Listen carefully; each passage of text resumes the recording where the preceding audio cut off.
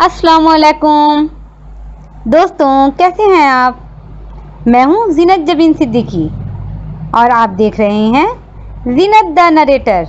मेरे चैनल पर आप सबों का बहुत बहुत खैर मकदम है। लीजिए, मैं वापस से हाजिर हूं एक नई और खूबसूरत सी कहानी लेकर। मेरी आज की कहानी है सोनिया बुटीक। ये कहानी जनाब परवेज़ शहरयार साहब की लिखी हुई है। अगर ये कहानी पसंद आए तो मेरे चैनल को सब्सक्राइब, लाइक और शेयर कर दें। शुक्रिया। तो अब मैं शुरू करती हूँ। सोनिया बेटी, लाओ वो 20,000 रुपये मुझे दे दो। सोनिया के सौतेले बाप ने उसे प्यार से फुसलाते हुए कहा, लेकिन सोनिया जानती थी कि उसका सौतेला बाप इस वक्त शराब के नशे में धुत है। वो जब भी नशे में होता उसकी माँ को किसी न किसी बहाने से ज़रूर मारता था। सोनिया 6 साल की उम्र से ये तमाशा देखती आ रही थी। उसके अपने सगे बाप की मौत कोयले की कान में अचानक पानी भर जाने से हो गई थी। सोनिया के बाप ने मरने से पहले उसके जहेज के लिए 20,000 रुपये उसके नाम कर रखे थे। माँ के आंसू अभी सूखे भी नहीं थे कि उसकी दूसरी शादी कर दी गई थी।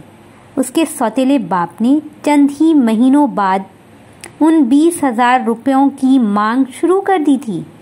न देने पर सोनिया की पढ़ाई छुड़ा दी गई थी। तब वो 6ठी क्लास में पढ़ रही थी।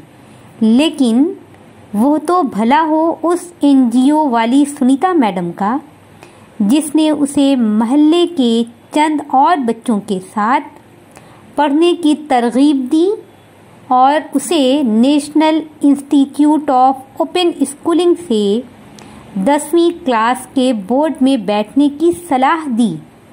इस तरह 2 साल की कड़ी मेहनत और लगन से उसने अपने सारे पर्चों के इम्तिहान पास कर लिए थे। वह दिन है और आज का दिन। 12 साल उसने कितने जुल्म सहे हैं ये उसका दिल ही जानता है। ये सारी बातें उसके जहन में एक सेकंड में घूम गईं। ना बापू ना, ये पैसे मैं तुम्हें नहीं दूंगी। अरे पगली, मैं तुझे तेरे सारे पैसे पाई पाई कर कर लौटा दूंगा तेरी शादी के वक्त। सौतेले बाप ने उसे हस्ब मामूल एक बार फिर फुसलाने की कोशिश की। सोनिया जानती थी ये सब उसका दिखावा है। अभी थोड़ी ही देर में वो गाली गलौज पर उतर आएगा और उसे डराने धमकाने लगेगा और उसकी माँ को पीटना शुरू कर देगा। ये उसके घर में आए दिन का मामूल बन चुका था। जब भी वो जुए में हार जाता, उस दिन वो शराब पीकर आता और माँ बेटी के साथ बदतमीजियाँ किया करता था। मगर आज सोनिया ने दिल में ठान लिया था कि उसे रुपए हरगिज़ नहीं देगी, बल्कि अब वो उससे डरेगी भी नहीं, क्योंकि अब वो 10वीं पास कर चुकी है। उसे सुनीता मैडम की बात याद आ गई। 18 साल की उम्र में लड़की सियानी हो जाती है। उसके साथ कोई मनमानी नहीं कर सकता। कानून भी उस बालिग लड़की के फैसले की कदर करता है। सोनिया ने सोचा, अब वो छोटी नहीं है। अपना बुरा भला खुद सोच सकती है, अपने फैसले खुद कर सकती है। वो जागती आंखों से सपने देखने लगी। बचपन में तय किए गए शादी के रिश्ते को वो नहीं मानती। उसने कद्र चीखते हुए अपने फैसले का ऐलान कर दिया। पस मंज़र से उसके सौतेले बाप की गाली गलौज की आवाज़ें उसके कान में मतवातर हथौड़े बरसा रही थी। लेकिन आज उसे कुछ सुनाई नहीं दे रहा था। अगर आज उसे कुछ समझ आ रहा था तो सिर्फ इतना कि उसके बुरे दिन बीत चुके हैं और सुनहरा मुस्तकबिल उसे बहुत करीब से आवाज़ दे रहा था। उसे बाहें फैलाए अपनी तरफ बुला रहा था। वो आज सब कुछ भूलकर उन सुनहरे सपनों में खो जाना चाहती थी। वो अपनी ज़िंदगी खुद अपनी मर्जी से जीना चाहती थी। उसे अपना जीवन साथी खुद चुनना था। उसने फैसला कर लिया था कि जब तक वो अपने पैरों में खड़ी नहीं हो जाती, शादी नहीं करेगी। वो एक बार फिर अपनी माँ की कहानी दोहराना नहीं चाहती थी। वो अपनी दुनिया खुद आबाद करना चाहती थी। उसे एक नई दुनिया की तलाश थी, जहाँ उसकी सोच पर किसी का पहरा न हो, जहाँ वो खुलकर जी सके, जहाँ वो खुली फिजा में सांस ले सके। उसे मालूम था कोयले की कान में काम करने वाले मजदूरों को शराब की लत से कोई बचा नहीं सकता। जहाँ मजदूर की मेहनत का पूरा हक नहीं मिलता, वो जीते जी मौत के मुंह में चला जाता है। उसका मंगेतर एक मजदूर का बेटा और खुद भी कोयले की कान में काम करने वाला था।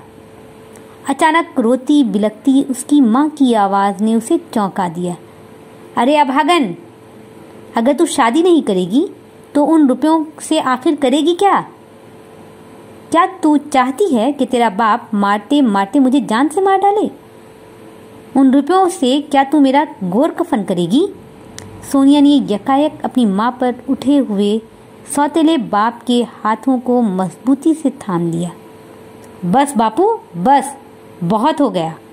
और एक भी हाथ उठाया माँ पर तो मैं बर्दाश्त नहीं करूँगी। आज तो सोनिया के तेवर कुछ और ही थे। उसने अपने सौतेले बाप की आंखों में आंखें डालकर सवाल किया था, औरत पर हाथ उठाना कहाँ की मर्दानगी है? सोनिया के सौतेले बाप को आज पहली बार इतना करारा झटका लगा था। वो भीगी बिल्ली की तरह एक कोने में दुम दबाकर बैठ गया था। साथ ही सोनिया को आज पहली बार अपने अंदर इतनी बेखौफी और ताकत महसूस हो रही थी।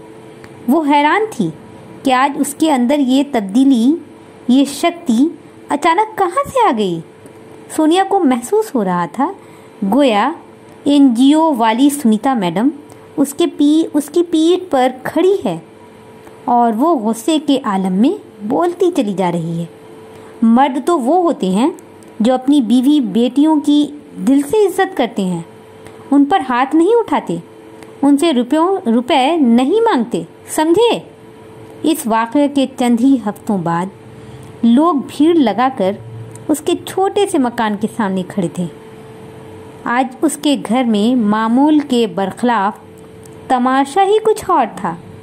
रंगो रोगन से सजे कमरे में 2 चमचमाती हुई सिलाई मशीन रखी थी और खपरेल की छत से लगी सीढ़ी पर उसका सौतेला बाप खड़ा साइन बोर्ड लगा रहा था, जिस पर जली हरूफ में लिखा था सोनिया बुटीक, और ठीक उसके नीचे लिखा था यहाँ कमीज, शलवार और कुर्ते सस्ते दामों में सिले जाते हैं। हाँ, सोनिया आज बहुत खुश थी। उसके शानों पर कपड़े नापने का फीता पड़ा हवा में लहरा रहा था और एनजीओ वाली सुनीता मैडम हाथ में कैंची लिए दुकान के उद्घाटन के लिए रिबन काटने को तैयार खड़ी थी। मेरी आज की कहानी यहीं पर ख़त्म होती है। मैं अपनी अगली वीडियो में एक नई और खूबसूरत सी कहानी लेकर जल्द हाजिर होती हूँ। जब तक के लिए मुझे इजाज़त दें। अपना ध्यान रखें, अपनों का ध्यान रखें। अल्लाह हाफिज़।